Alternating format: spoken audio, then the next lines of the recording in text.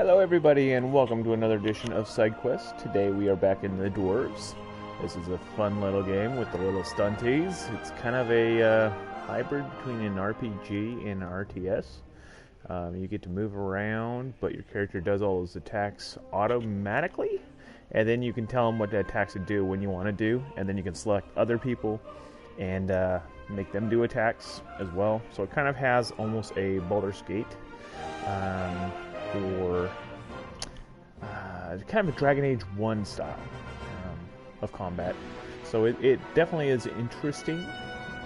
Going to be playing through this in another couple weeks. Not sure how far I am. So far the campaign has kicked my butt pretty good. It's a lot like the original Oregon Trail. If you guys remember Dysentery, yeah, this game is just like that. So it's one of those where you choose the wrong thing and you're going to die. Period. So let's go ahead and get started, see how we do. If you've missed the prior episodes, please head on over to gsch.info/sidequests. Check out the past episodes, see what's coming up next, and leave me some feedback. Thanks so much for being here. Let's go ahead and jump right in.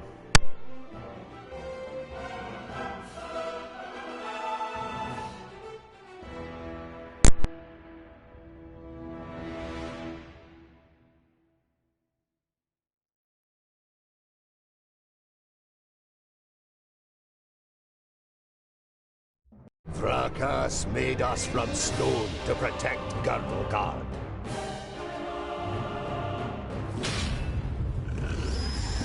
Against orcs, ogres, and all the other beasts of Tion. We are the guardians of Girdlegard. We are the children of the divine smith. We are the Dwarves.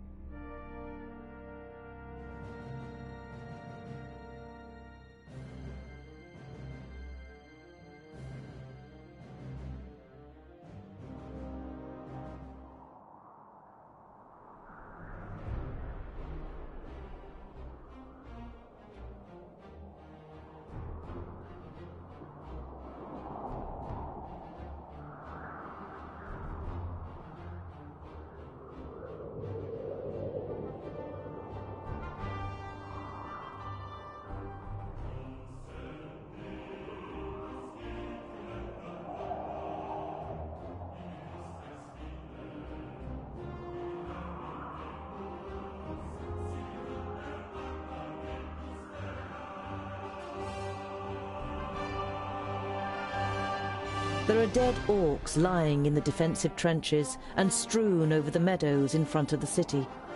Some of the locals are busy throwing the bodies on pyres, while others repair the minor damage done to the city wall.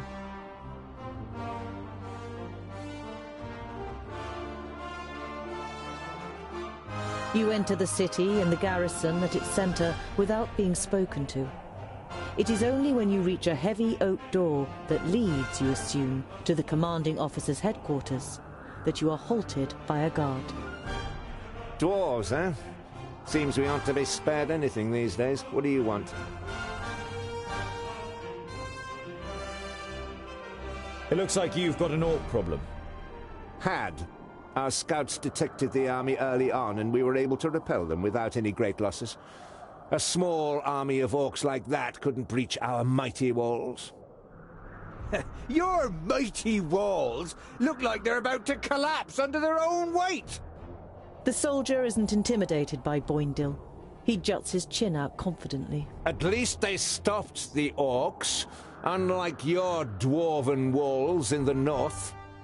Huh.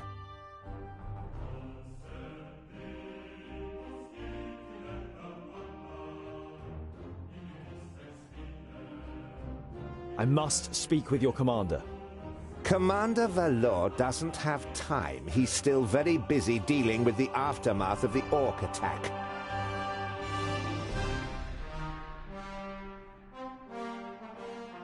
Commander Valor is dealing with the orc problem, and I have important information concerning it. I witnessed a meeting of the orc lords. The guard eyes you with interest and tries to judge whether you can be trusted. Finally, he stands up, opens a door, and enters the room ahead of you. The commander looks up from his work. The guard repeats what you told him. Your information about the orcs could be useful. We have fought them back, but not yet defeated them. Come in. The commander listens attentively, and now and then asks questions, as you tell him about the 3 orc armies and the meeting of the chieftains with the Alv-Sintharas. This sounds very grave. I will send out messengers. We must be prepared.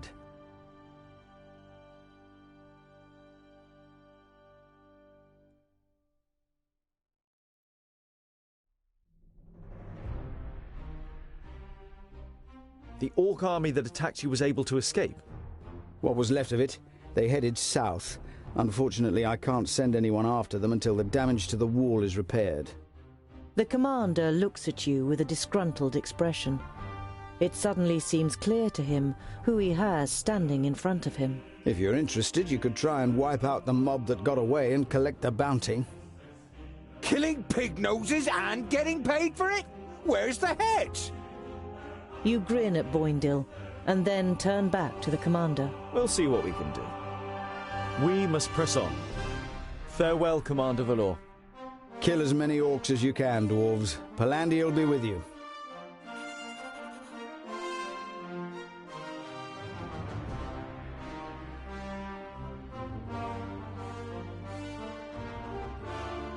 You see a camp with a wagon and 2 people on the edge of the path.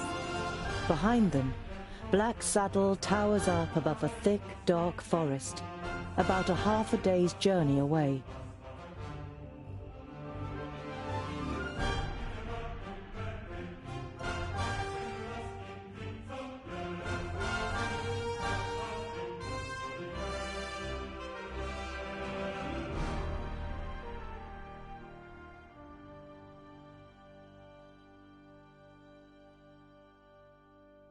Two horses are standing near the covered wagon, grazing. You can make out the shapes of boxes and barrels on the wagon. The 2 humans are wearing smart clothes and are sitting next to a large campfire. They don't seem to have noticed you yet.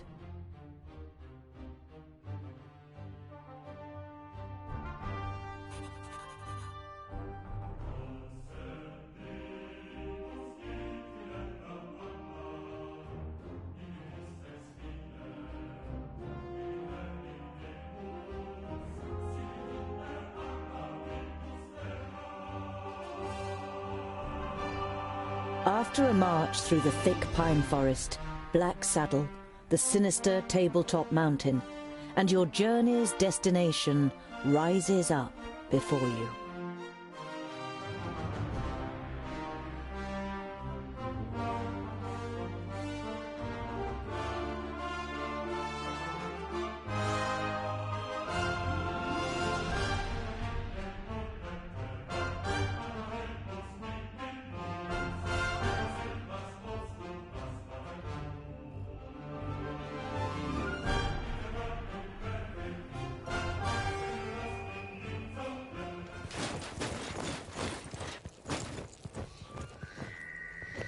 Are you sure that the Famulus lives here? Yes, according to Lot-Yonan. Although you try to put a lot of assurance into your voice, you too see no signs that anyone lives here. No castle, no tunnel, no camp. There's nothing here but mountain. Then we'll have to take a closer look. You do that, scholar. We'll be waiting for you here. You think about objecting, but it would just be a waste of breath.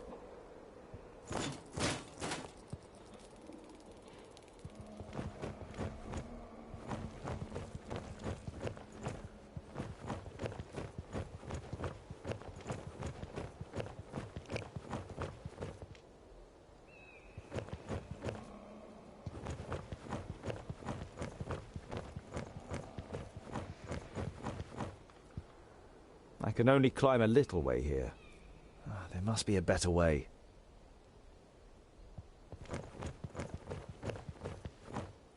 An old tree. Looks like it could fall down at any moment.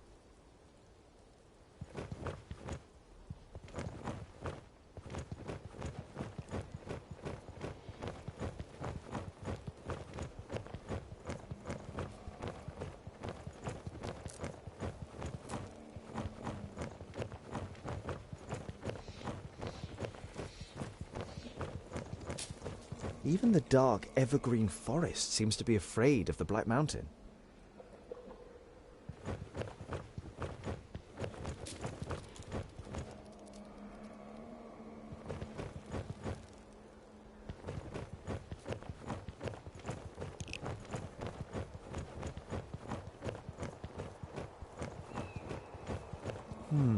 No trace of Guren here either. If he's close, then there must be some kind of cave somewhere in the mountain.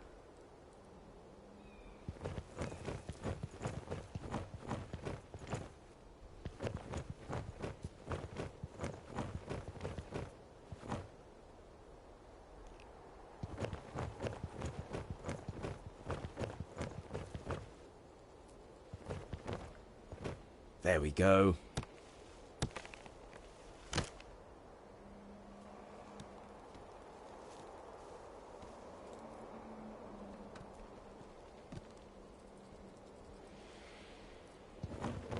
Too steep. I can't get a grip anywhere.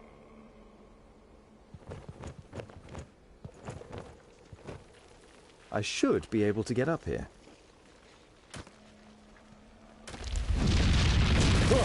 Oh. Phew. That was close. I hope this is all worth it.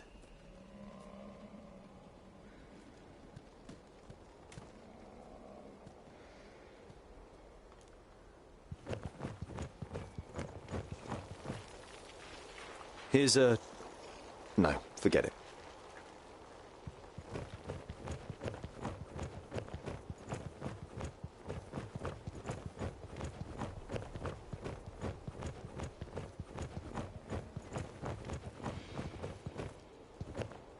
There's something engraved on it. You realize with surprise that they are runes in the Dwarven language.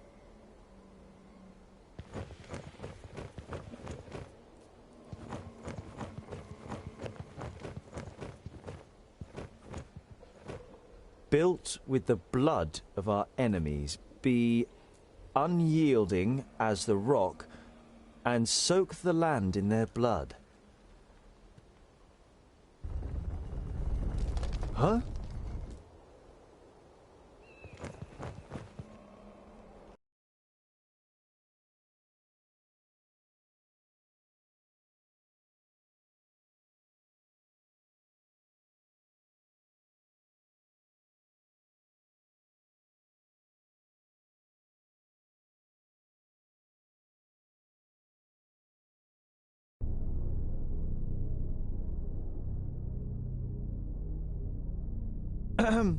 Hello?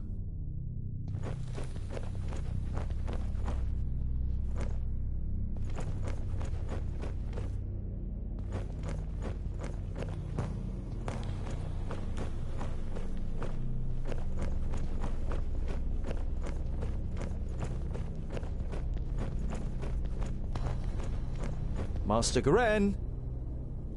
Lot Yonan sent me to bring some items back to you.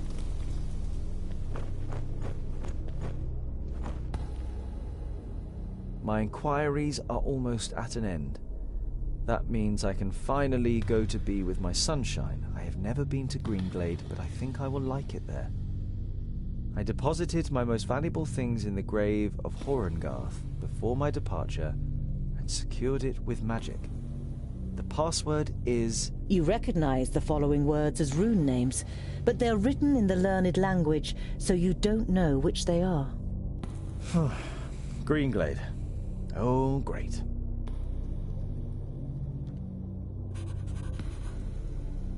Useful. An eternal flame. I know who taught him that.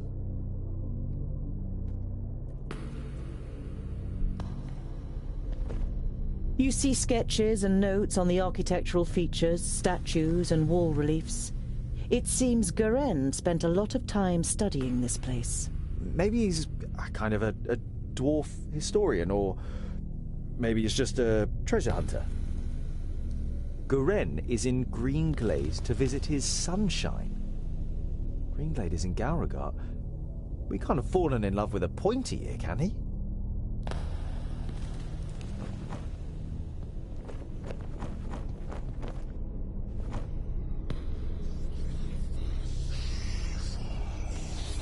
Hello? Is anyone there?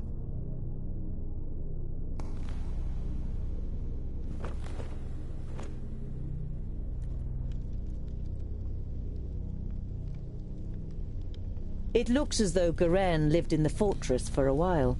It also seems that he left several lunar orbits ago. He's not stealing. It would just be a shame if the provisions went off.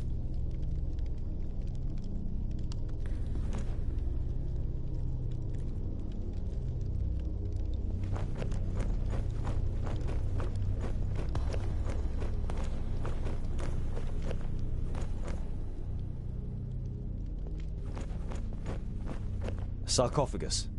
Perhaps I could open it.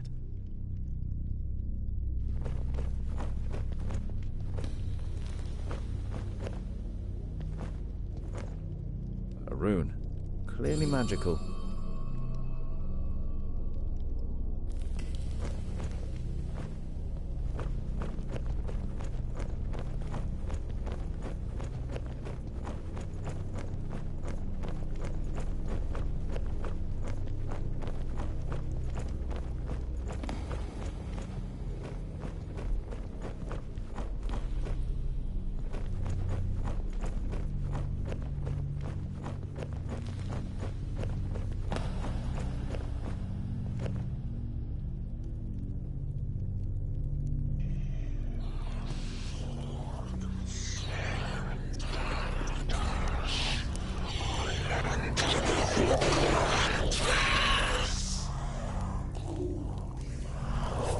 The fortress belongs to the dwarf haters.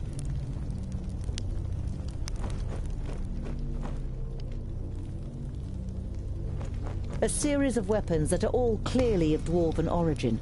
The spider webs and rust suggest they have been here for quite a while, maybe even centuries.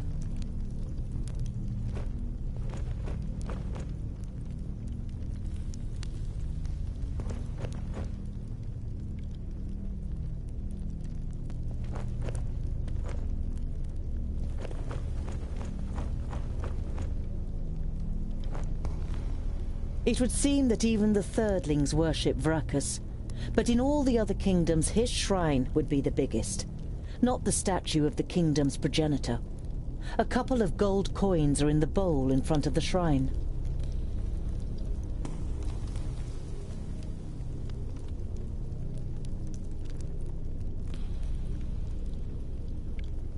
Can't do any harm.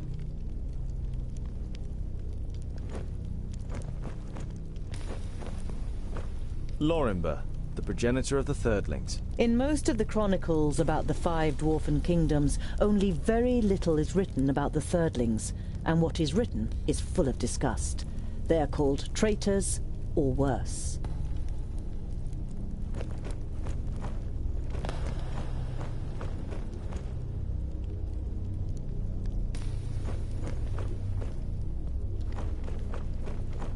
You have difficulty deciphering the scroll. Throw the firstlings in the forge. Beat the secondlings to a pulp. The fourthlings are... The rest is illegible.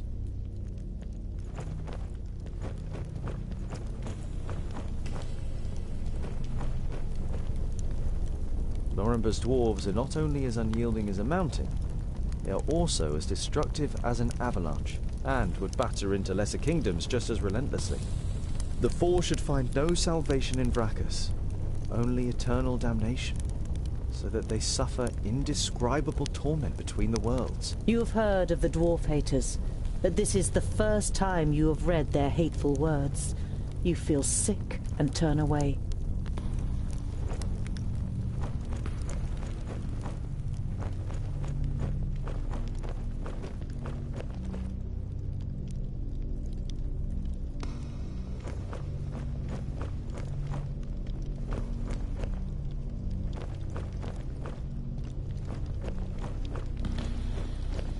Born of stone, forged in battle, arise reborn from the blood of the enemy.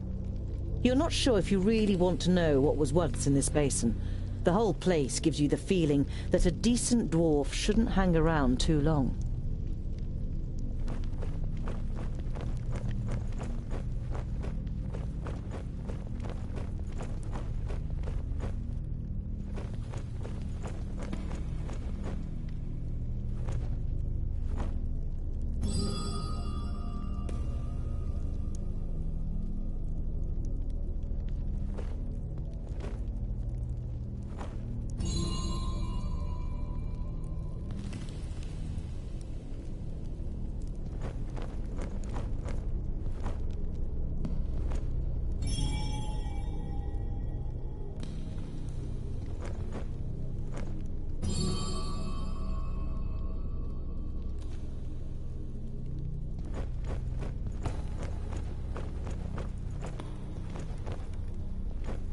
Graves could be buried here.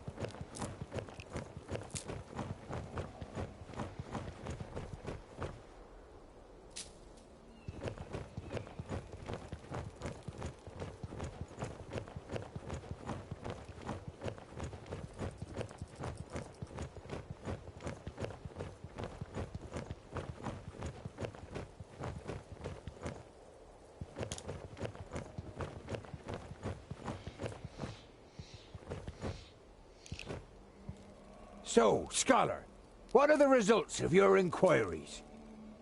There is an abandoned fortress in the mountain, and I think it belonged to the Thirdlings. Boindale's eyes narrow. The blasted dwarf killers! A Thirdling fortress? Here? In the middle of Girdlegard? We must let High King Gundrabur know about this.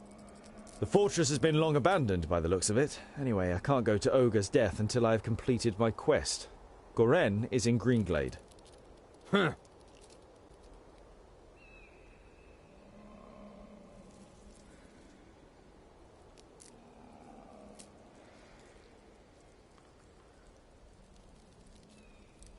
A Thirdling fortress? Here, in the heart of Girdlegard. That's That's strange, isn't it? And worrying. But they've always been wily. They move in the shadows and kill there too if they can. Do you know their story? I've read about it. Lorenberg, their progenitor, rejected the name that Vrakas gave him, who in turn did not give him any special talents, so his kingdom studied war. It helps them defending the East, but it also meant they ended up confronting the other kingdoms. No dwarf would ever even think of injuring one of his kind, never mind killing them. But the dwarf killers are proud of it. When they were even more powerful, they wanted to become the rulers of all dwarves. They are envious of our skills. They haven't been heard of for a long time, but you can be sure there isn't a single dwarf alive who doesn't hate them.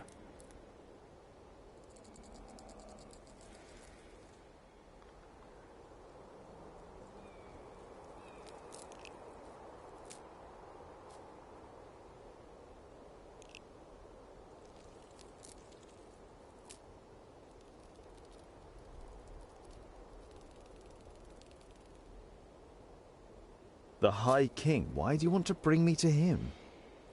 All right then. It's about the choice of the new High King. Gandagar, the king of the Fourthlings, is with his entourage in Ogre's death and is supposed to ascend the throne. But our acting High King Gundrabur wants to prevent that from happening.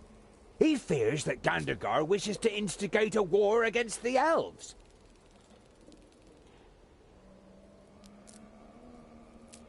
But what have I got to do with that? Boindil is about to say something, but is silenced by a nudge in the side from his brother. High King Gundrabur will explain everything when the time comes.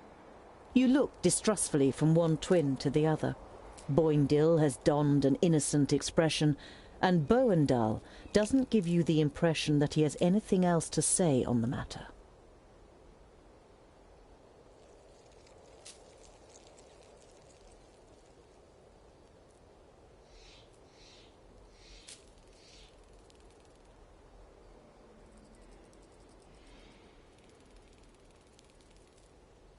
What does this King Gandagar have against the elves?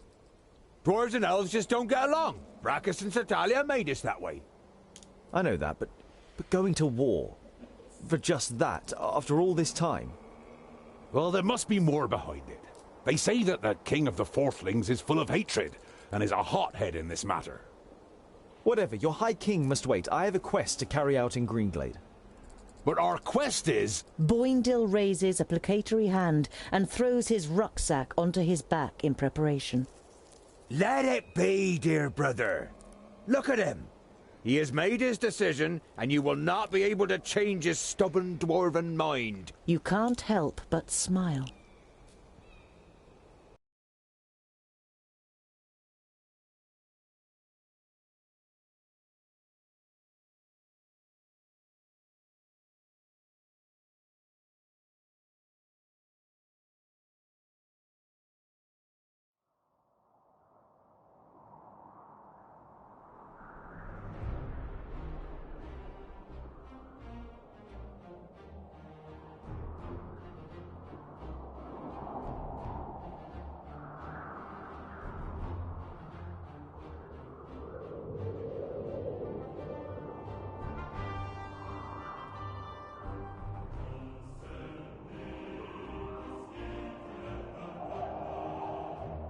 Traces of the attack on Steepleton can still be seen, but the repair work is coming on well.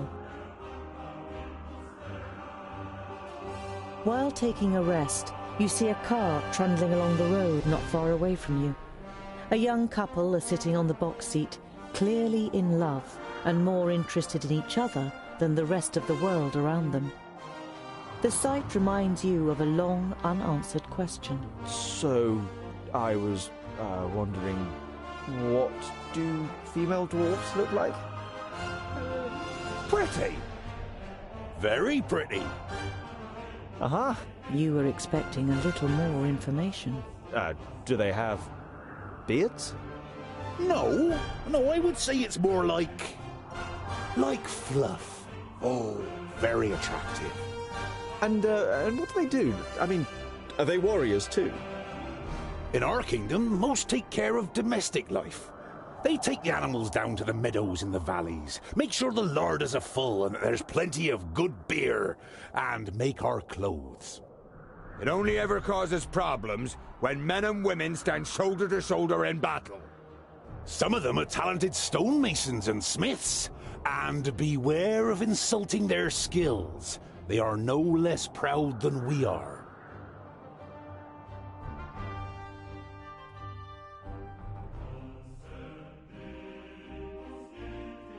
By the evening campfire, Boindil rummages around in his rucksack and pulls out a cheese wrapped in a cloth. He sticks a fist-sized piece on a spit and grills it on the fire. Ah, there's nothing better than grilled cheese at the end of a long day. The smell it gives off makes you hold your breath. Oh, it smells like my socks after weeks of marching in my boots. Oh, picky, are you? Hardly surprising, considering you were brought up by humans. It's ruined your taste. Oh, picky, are you? Hardly surprising, considering you were brought up by humans. It's ruined your taste. Boindil holds the stinky cheese at the end of the stick under your nose. Eat, and stop complaining. You pull the warm piece of cheese from the stick. It tastes dreadful. Your fingers will smell of it for the next few days, and probably your mouth will too.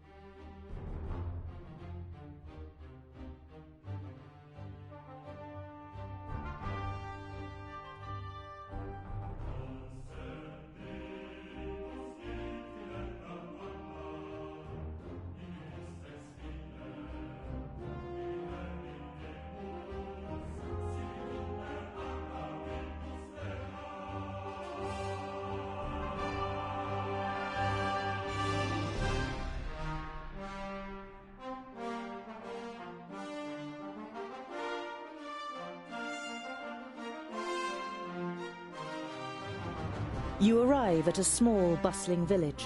One thing is clearly missing from the lively scene: the sound of metal on metal from the village smithy that would normally be heard above everything else at this time of day. A dour, grim-looking man is sitting in front of the forge with his right arm in a sling.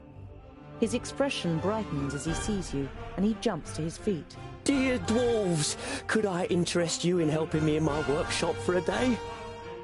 The man's expression is somewhere between desperation and hope. As you don't answer immediately, he continues. You will, of course, be royally rewarded for your work. I can offer you 100 gold pieces.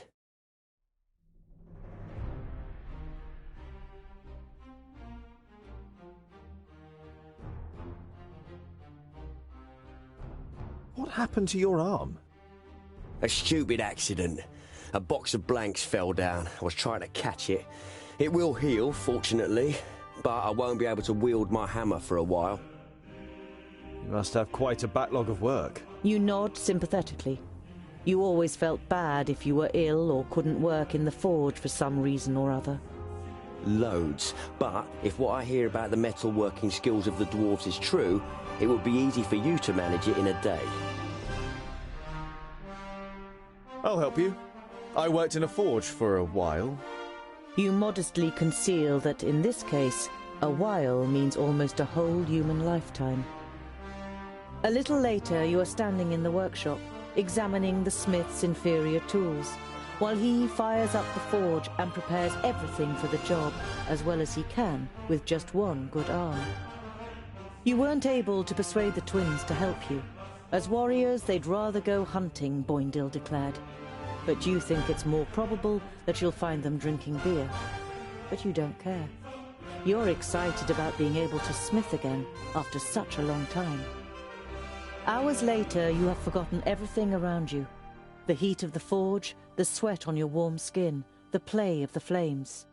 You're in your element and work as if in a trance. The smith left the workshop ages ago with a satisfied grin on his face. Oi, I'm talking to you. You look up in surprise. Everything but the beating of the hammer had ceased to exist, and you didn't notice that someone has come in. Can you do it? You immediately dislike the middle-aged man. He sounds you out so doggedly with his light grey eyes that it feels as though he wants to look right through you and into your deepest thoughts. The man points to 2 horses. Those 2 in 1 hour.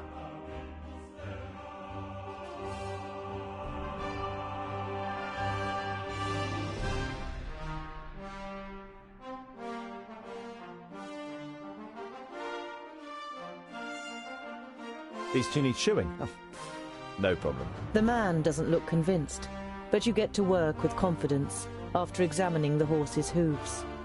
2 more armed men are standing next to the horses, sizing you up.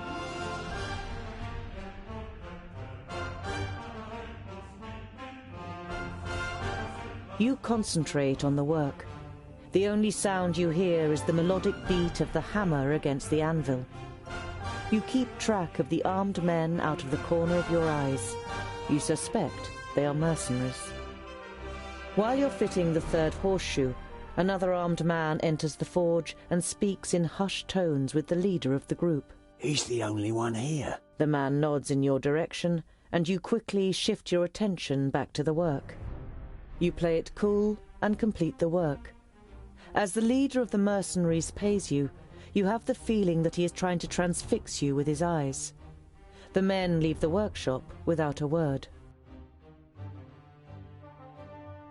So, you're mercenaries, I take it? You're only trying to engage in conversation, but the man looks at you incredulously, as if he didn't expect dwarves to be able to talk. Something like that. Got lots of work?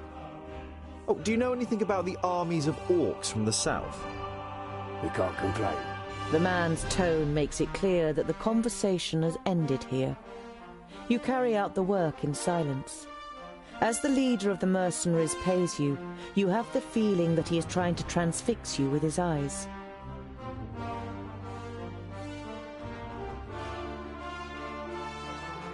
You ignore the horsemen and concentrate on your work. When you tell the twins about your visitors later on, they know exactly who you're talking about. They encountered them on the way back from hunting. You spend the night in the smith's house and continue on your way, with your well-earned reward the next morning.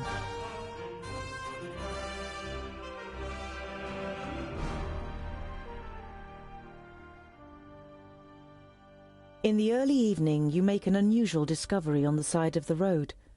A colourful trader's wagon has been carelessly abandoned, with not a soul in sight. I don't like the look of this one bit, Boindil. You take a look around there, I'll stay on this side. Tungdil, you check the surrounding area, and be careful.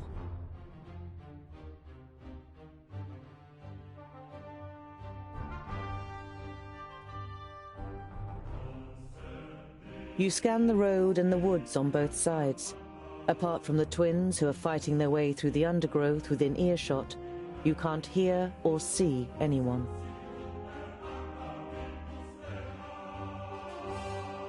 You can see a lot of tracks in the mud around the wagon, hoof prints and footprints from humans in heavy boots. At least half a dozen long ones must have approached the wagon from the woods on both sides. The wagon itself isn't damaged, nor is the drawbar, but the belts and leashes that normally hold the draft animals have been cut clean through. The dwindling daylight provides little light inside the wagon. It smells of leather, spices, and candles. And there's another smell in the air, which you can't quite place. It reminds you of your forge in Lot Yeoman's vaults, but different. It is messy, but no more so than you would expect from a single dwarf. The bed is rumpled, and there are tools and leftover materials piled up on the little workbench. There are several cupboards hanging on the right-hand wall. At the end of the wagon, there's a large wardrobe, and next to the door on the left is a heavy wooden chest with rusty metal hinges.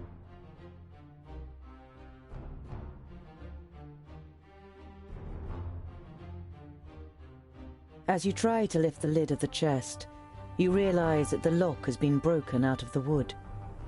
You open the lid and look inside. Amongst clothes and some empty boxes, you find a loot case and a beautiful loot of the kind that humans build, as well as a bag of bread and cured meat.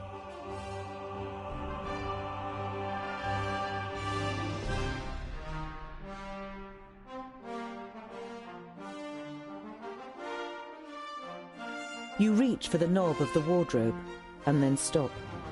The rug in front of the wardrobe squelches as you step on it, as if you had stepped in a puddle.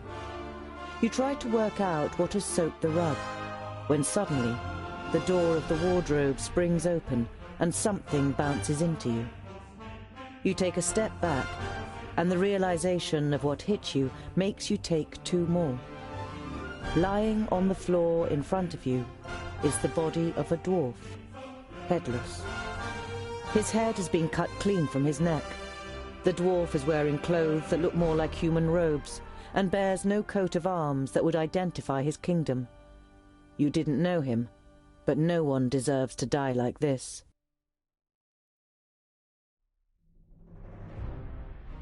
The smaller cupboards are piled high with a multitude of tins and boxes, all filled with odds and ends that the trader offered for sale to customers on his trips. Nothing of real interest. His head is being cut off cleanly, probably with a sharp blade.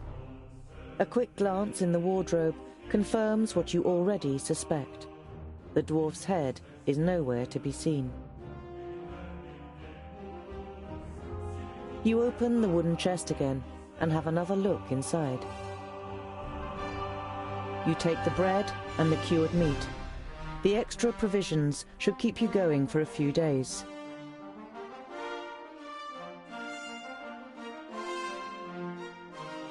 You give a short, sharp whistle, and the twins come running at the double. You tell them what you found. A group of horsemen with heavy boots has been here. I found Mort in the wagon, beheaded. I have a hunch that the mercenaries from Fallow Rock have something to do with this. Wretched dwarf killers! You can tell that Boindil wants revenge and can understand his feelings well. You wrap the body in linen, dig a hole in the woods, and place the body in it. You lay a couple of his tools and other personal belongings you found in the wagon next to him. You wish there was more you could do for him. You continue on your journey in gloomy spirits.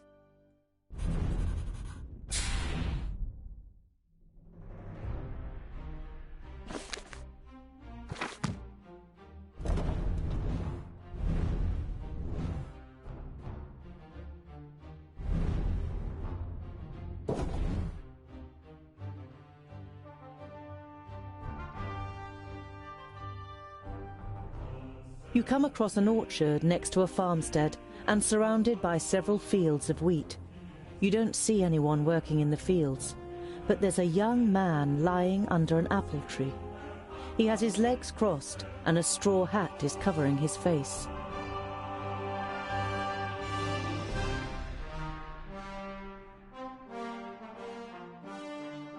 Excuse me, but we're looking for a group of mercenaries. Have they passed by here? The young man is startled. He must have nodded off. He looks around anxiously. When he sees you, the fear disappears from his face and is replaced by curiosity. It seems to you that the man is sizing you up. And if I answer, what's in it for me?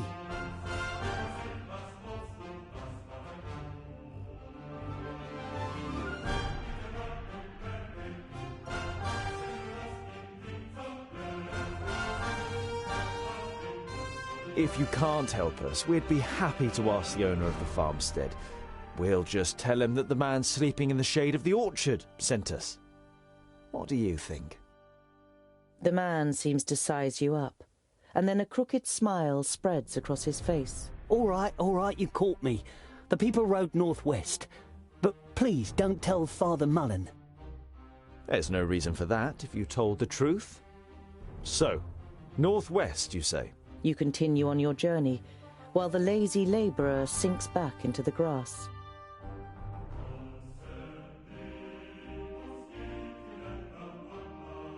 The first thing you notice as you enter the village of Clintal is how quiet it is. There is hardly a soul in the streets, and the few people you do see immediately disappear into their houses as you get closer. Boindil draws his axes, and Boendal his raven's beak. Something's not quite right here. Be alert.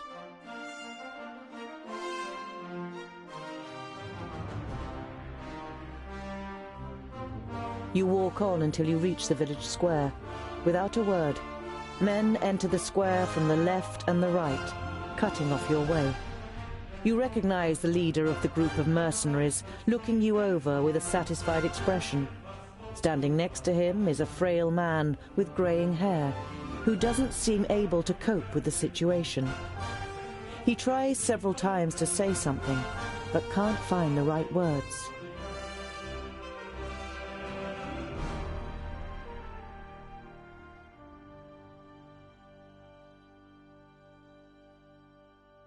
That's them!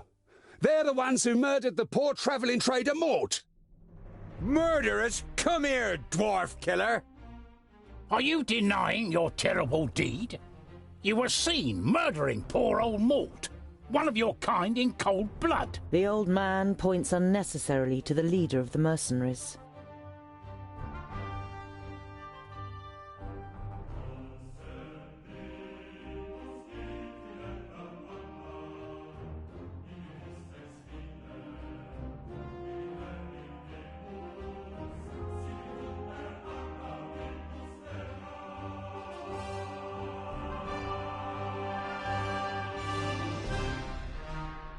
So apparently, you saw us committing murder, but you didn't intervene?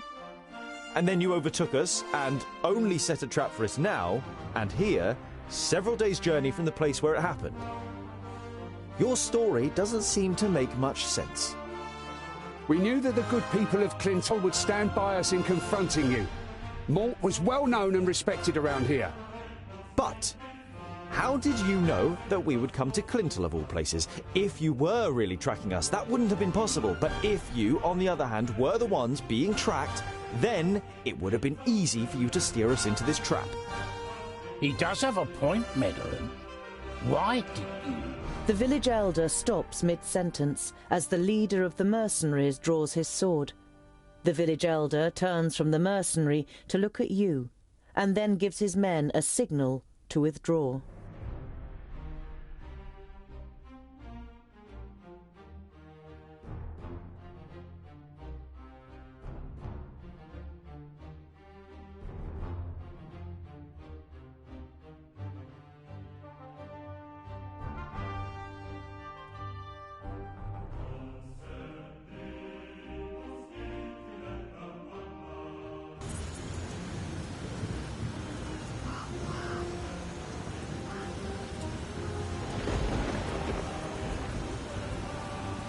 Watch out for the archers.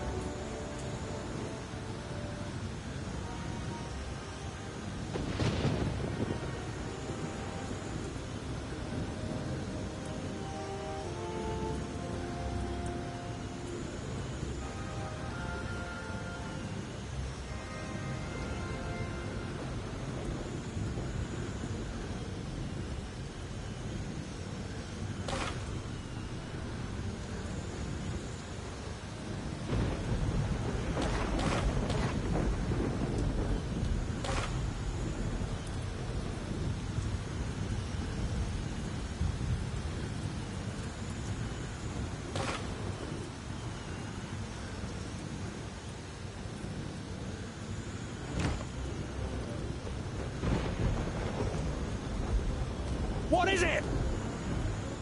On my way! Yes? Huh?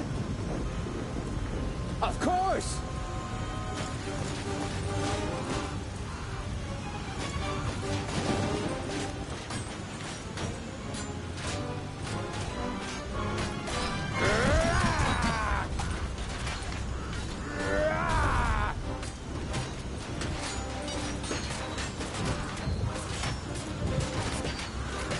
Yes?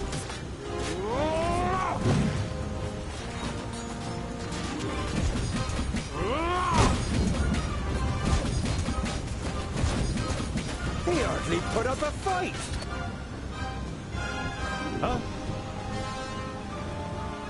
Understood. And what now? Yes, yes!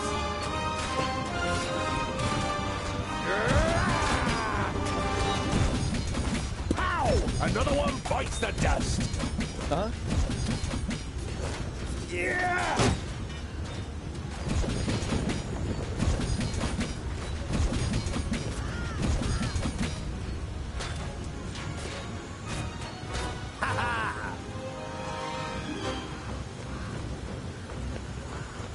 Huh? What is it? And what now?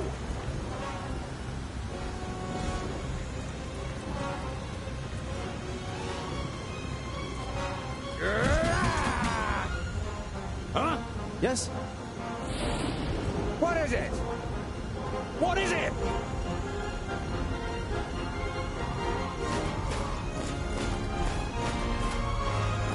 I'm with you!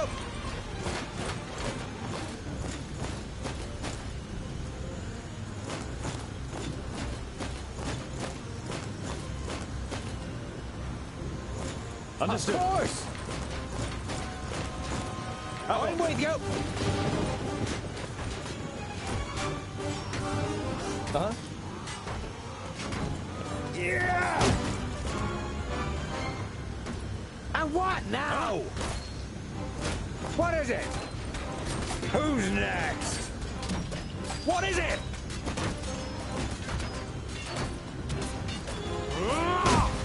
Yes? Yeah!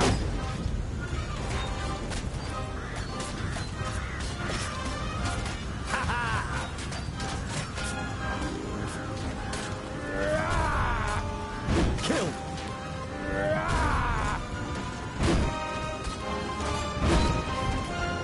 I'm not that quick! I didn't hit you very hard.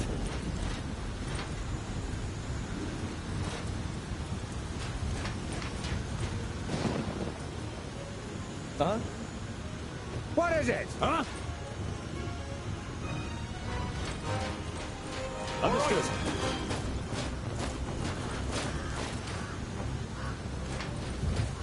As good as done. Understood.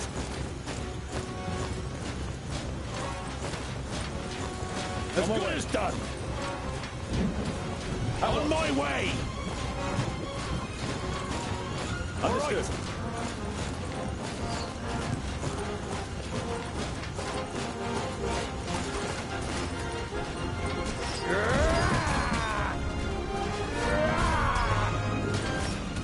Yes, yes! So! As good as done. I'm not that quick!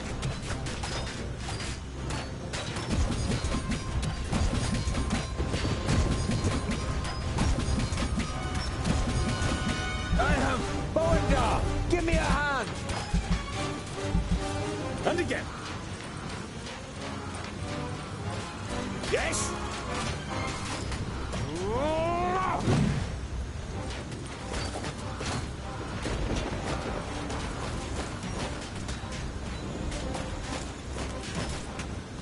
Who's next?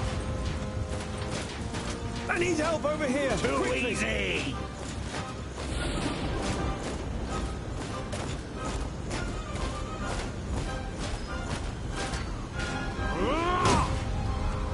Pow! Another one bites the dust.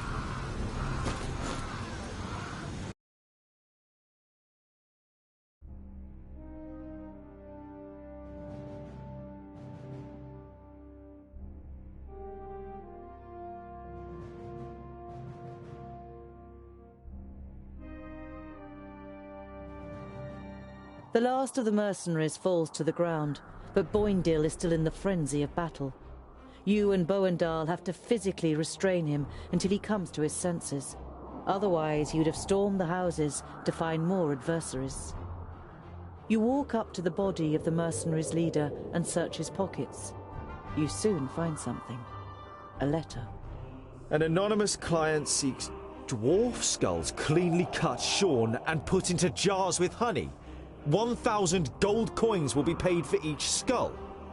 Khan, Bounty Hunters Guild Master. That's bounty hunters. Hunting for dwarves. Despicable. You hold the letter aloft so that everyone can see it. Look, citizens of Clintel, proof that these men are the killers. They are bounty hunters hunting for dwarves. The village elder comes out of one of the houses, flanked by other villagers. You ignore their weapons, as well as their sinister expressions, and hand over the letter. It would seem you are telling the truth. And you only killed those who deceived us. I thank you for this. The village elder signals to a woman, and a few moments later, she brings you food and a bag of gold. Take this in thanks for your actions.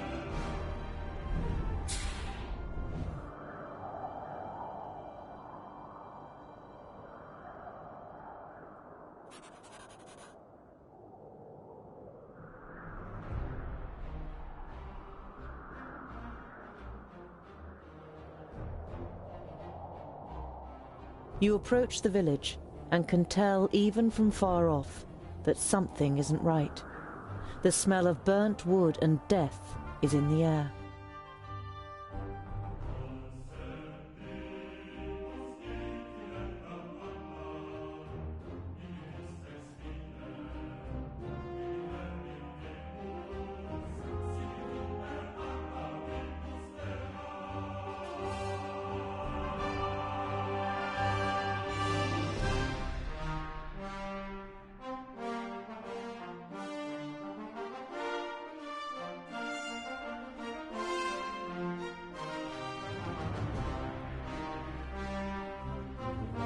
By Vrakas.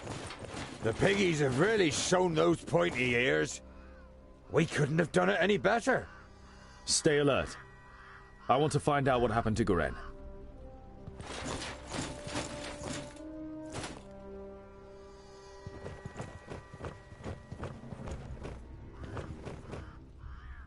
The hand that painted this picture was that of a master.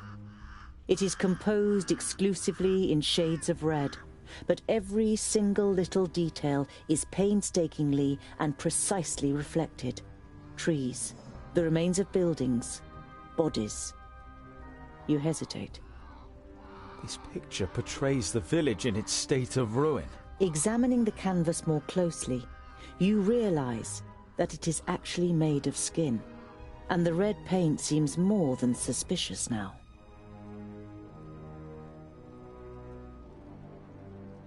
This is the most disgusting thing I have ever seen.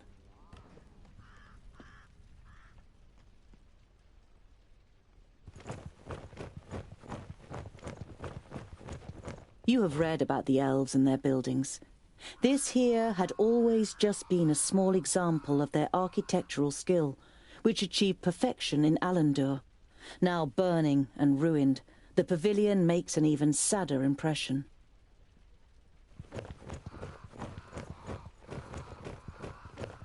Green Glade was one of the few places in Girdlegard where humans and elves lived together. You don't see any elven features among all the faces contorted with pain and fear. You look away.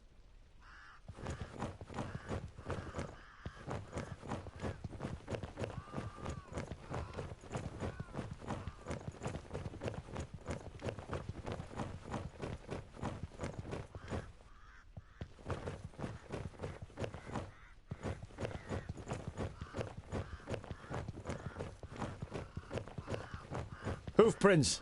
Burned into the ground! Alfar? The fire in Boindil's eyes flares up with delight. Huzzah! That would make a change from those stupid peggies. Did you hear that, brother? We might get to test our blades on Tion's pointy ears.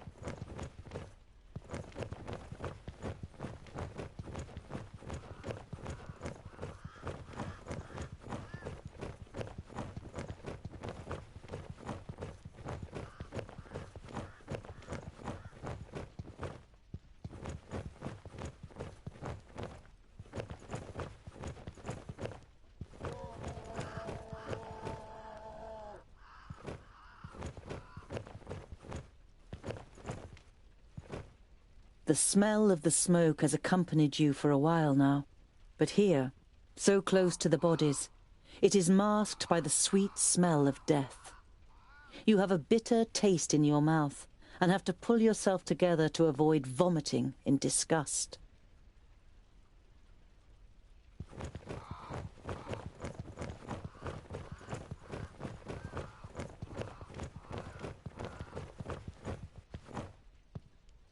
The elf maiden's graceful snow-white face still radiates beauty, in terrible contrast to the rest of her appearance.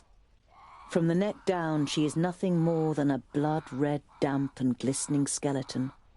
There are long nails sticking through her thin bones, and where her beautiful eyes once were are now gaping black holes. In your imagination, you see the Alfar's shadow mare standing around the Lady of Greenglade, devouring her, while she, nailed to the tree, squirms and screams in pain. You quickly put your hand over your mouth.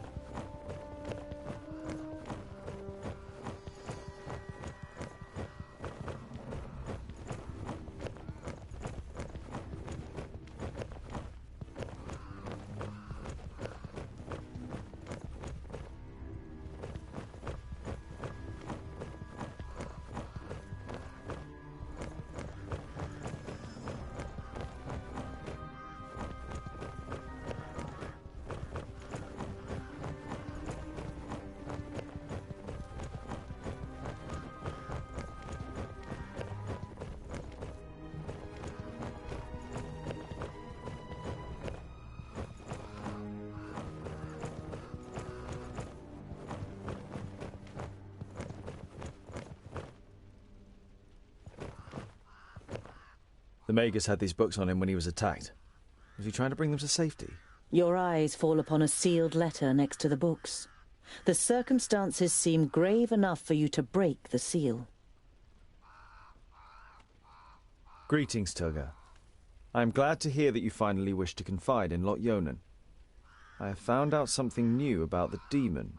It's all written in these books. I think they are the key to his destruction, or I hope so, at least. Yours faithfully, Goren. What demon are they talking about? You instinctively think about how the magical barrier is only a few days' march north of here, and beyond it, Varakas only knows what kind of creatures live in the Perish Land. You destroyed my painting. Now I need fresh blood to paint a new one. Huzzah! This will be fun! We finally get to fight! I hope your blood doesn't clot too much. It has to be nice and fluid for my fine brushstrokes. Ha! How do you plan to defeat us, pointy ears? There are 3 of us. Oh, only 3. That makes it easier. She looks over the corpses. Othar and Lueth Buanre! What's happening? That's the perished land. Impossible. Greenglade is south of the barrier. I know of nothing else that can resurrect the dead. Knock their heads off or they'll keep coming back.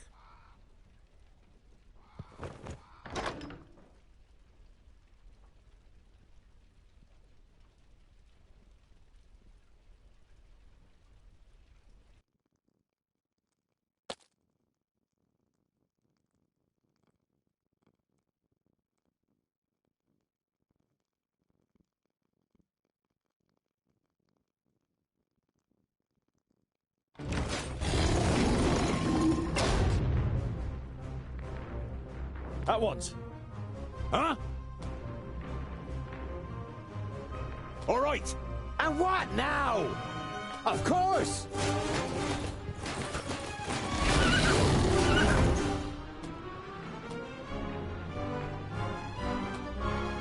Huh?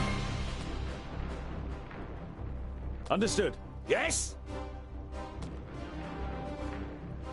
As good as done.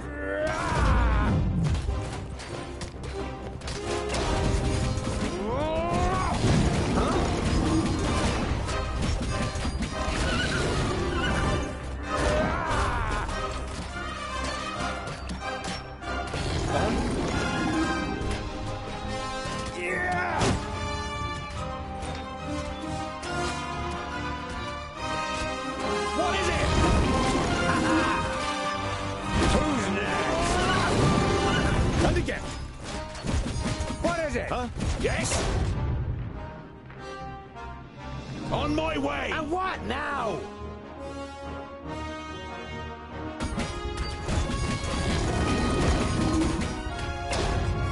I didn't hit you very hard! Too easy! Ow! Another one bites the dust!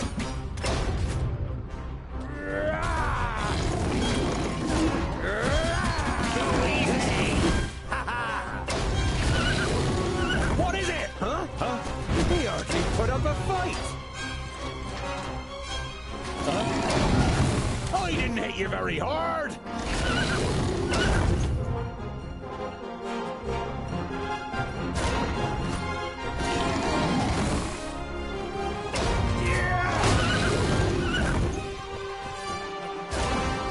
Yes?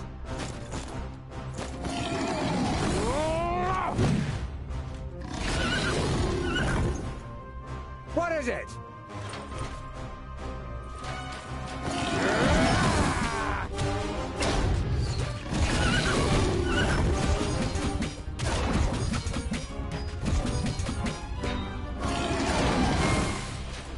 Yes? What is it?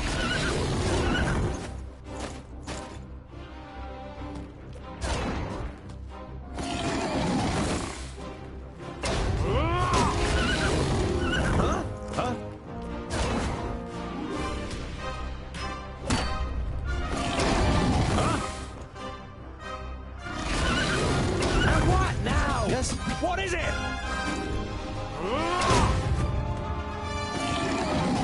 Huh? Huh?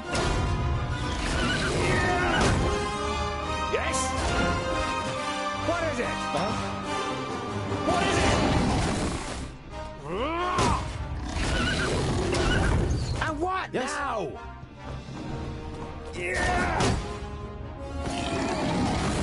Yes?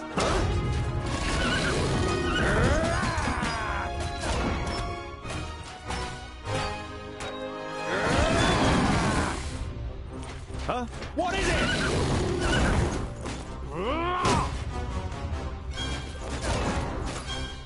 And what now?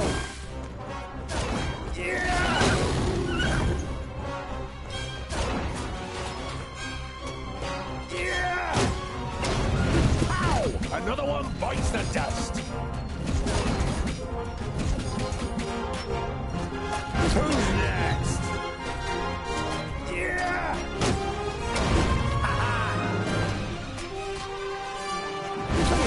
Put up a fight! He's wait a moment. Next. I can't do that yet! He's wait a moment. Yeah! Yes? He hardly put up a fight!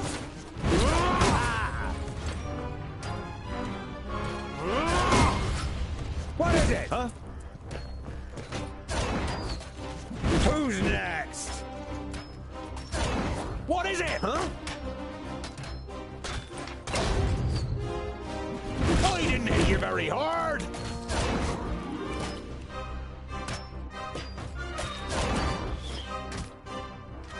And again.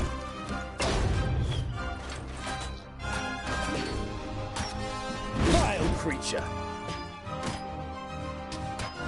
Yes?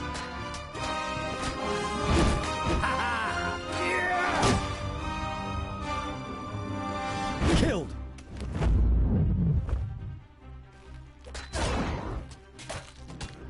Yeah! Too easy! I can't do that yet! Yes?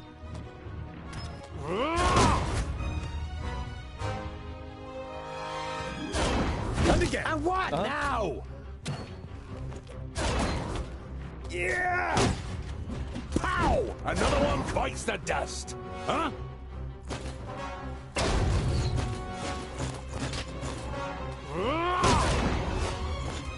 Huh? Too easy! Pow! Another one bites the dust.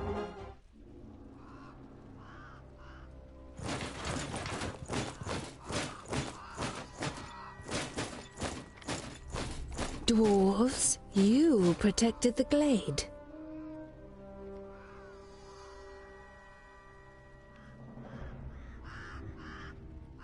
The perished land. The barrier has fallen.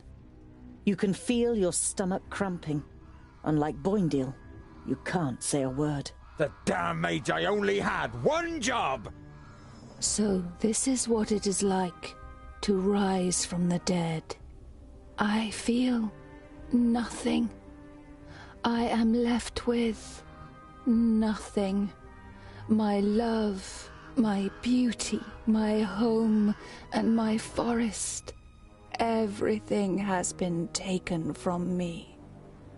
I beg you, have mercy and put an end to my suffering. Without even being able to look into her eyes, you recognize the sadness in the elf maiden's expression. The dignity that she must once have radiated can only be imagined in her current state.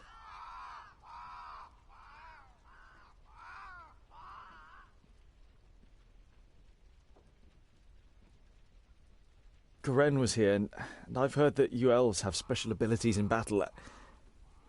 Did the Alfar take you by surprise in your sleep? I felt her presence, but when I confronted the elf, she had already killed the first of us and resurrected the perished land. It fills humans and dwarves with a hatred for life. It turns you into beasts. They charge through the village like a fury, and everyone that they killed became one of theirs. If the perished land spreads further south, then Nodon won't need any orcs, ogres, or Alfar. One human losing their life in the perished land would be enough for the madness to sweep through the land like the plague.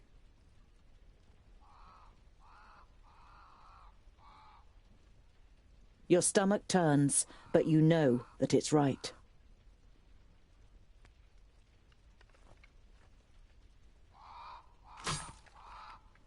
You've never seen the twins looking so serious. They would pit themselves against any army of orcs, but this is something beyond their power, and yours. We need the Magi. They must rebuild the barrier.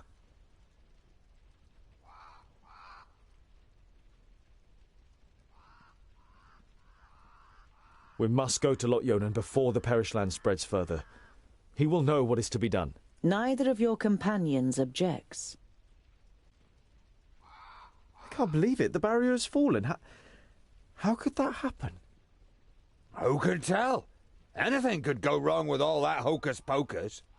It has held back the Perish Land since the fall of the Fifthlings. Reinforcing the barrier whenever it loses power is the primary duty of the Great Mage. I can't imagine how Nodon or anyone else could have broken through it.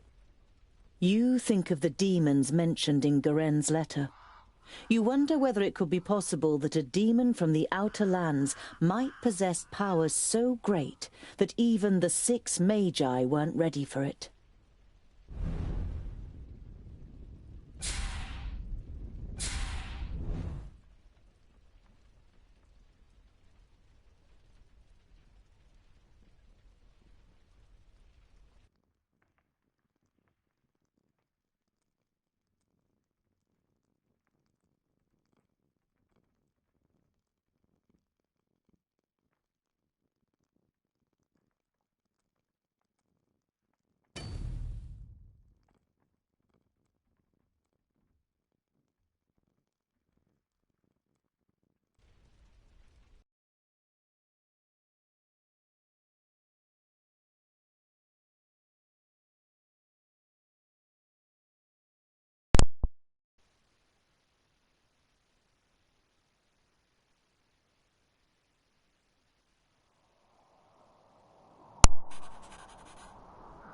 Alright everyone, this is where we're going to be leaving it for this week. Thank you so much for tuning in. Be sure to tune in next Wednesday at 3 p.m. Pacific for more of the Dwarves.